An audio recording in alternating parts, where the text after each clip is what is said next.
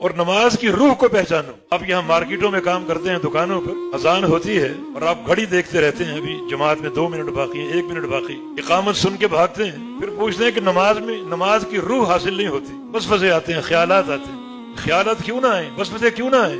جب آپ جاتے ہیں ایسے وقت میں کہ وسوسے ہی باقی بچتے ہیں. جو کاروبار چھوڑ کے بھاگتے ہو نماز کے لیے، پوری نماز میں وہ کاروبار ہی ذہن میں گردش کرے گا. گپ شپ کر رہے ہو، پوری نماز میں گپ شپ ذہن میں گردش کرے گی. لیکن اگر جو نماز کی روح جو شریعت نے دی ہے، اگر اذان سے قبل یا اذان سنتے ہی آپ باوضو ہو کر مسجد میں آ جائیں، سنتیں پڑھیں، قرآن کی تلاوت کریں، تو ایک روحانی ماحول آپ کا قائم ہو جائے گا. اب جماعت قائم ہوگی، روحانیت باقی رہے گی. اللہ تعالیٰ توفیق بھی دے گا اور مزید انسان کی نماز میں اخلاص، للہیت اور جو حقیقی جدوجہد وہ داخل ہوتی جائے گی.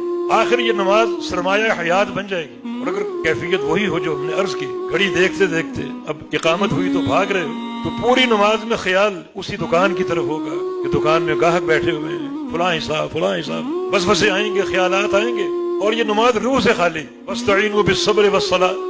اللہ کیا فرما رہا ہے کہ میری مدد لے لو نماز قائم کر کے اور صبر کے ساتھ، صبر کر کے اور نماز پڑھ کے میری مدد لے لو. اپنی مدد عطا کرنے کی اس نے راستے متعین کر دیے. تم صحیح معنی میں نمازی بن جاؤ، میں تمہاری مدد کرنے کا وعدہ کرتا ہوں. اسلامک سینٹر ہری پور. Thanks for watching. Don't forget to like, comment, share and subscribe to Jazakallah.